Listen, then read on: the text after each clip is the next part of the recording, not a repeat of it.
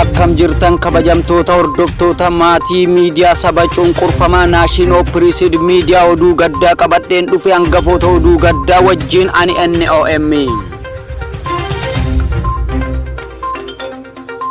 Barattoota kutaa 12ffaa qorumsaaf Arsii Lixaa Aanaa Kokkosaa irraa kaanii gara yuunivarsiitii Madda Walaabuu imalaa jiran irratti yeroo ammaa godina Baalee Aanaa Diinshoo ganda Abba Karaatti balaan konkolaataa irra ga'uun barattoonni hedduun miidhaan qaamaa qaqqabeera.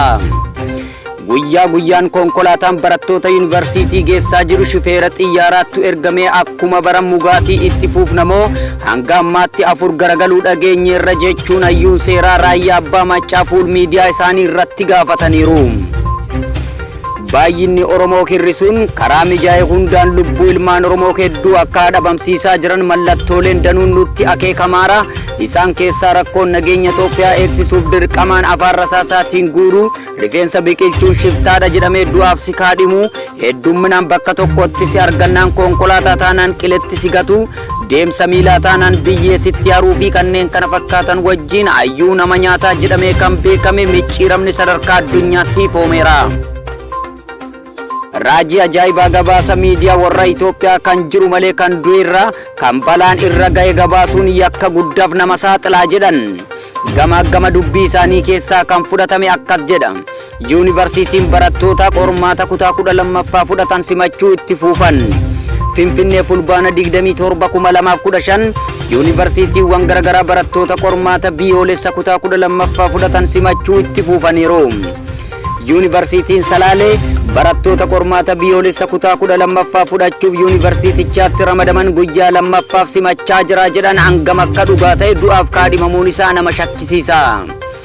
Yuunivarsiitiin Madda Walaabuu barattoota qormaata biyyoolessa kutaa 12ffaa fudhatan simachaa jira kan jedhan garuu otoo hin simatamin konkolaataa wajjin qileetti fixanii kana gabaasuu dhabuun isaanii akka harka keessaa qaban nama hin shakkisiisu.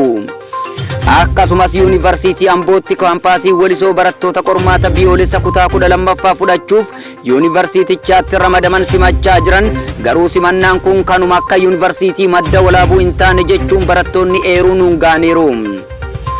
Saayinsii hawaasaa barattoota 3531 fi saayinsii uumamaatiin barattoota 1369 walumaa galatti barattoota 4900 simachuun qormaata kennuuf qophii hundi xumuramuu yuunivarsiitii Ambootti Daayirektarri olaanaa kaampaasii Walisoo Dr. Mokkonnan Barsiisaa ibsaniiru. Yuunivarsiitii Jiinkaa Wancaamoo Dabarqaa Injabarraa fi Waraabees barattoota qormaata fudhatan kanneen simachaa jiraachuu ragaa fuul yuunivarsiitii kanneen irratti argame ni mul'isa kan jedhan du'allee akka keessaa hin dhabne hin shakkinaa jedhan. Qormaata kutaa 12ffaa bara kanaa fulbaana 30 irraa eegalee yuunivarsiitiiwwan biyyattiin laatamu barattoonni 900 fi 75 fudhatama jedhamee eeggama. Barattuun godina Harargee Lixaarraa yuunivarsiitii Dirree Dawaatti qormaata kutaa 12ffaa qoramuuf imalte ilma dhiiraa nagaan of koltee jedhan. Barattuu Tsiggee Radaa Barraa mana barumsa qophaa'ina Burqaa Diimtuurraa qormaata biyyoolessa kutaa 12ffaa fudhachuuf yuunivarsiitii Dirree Dawaa erga geessee har'a sa'aatii 7 irratti ilma dhiiraa nagaan of koluun ishee ibsameera. Yeroo ammaa barattuun Tsiggee Radaa fi daa'imni ishee haala gaarii irratti kan argaman ta'uu himameera. Hordoftoota keenya oduu yeroo kanaaf qabnu kana fakkaata hanga qophii biraatiin walitti deebinutti nagaan tura.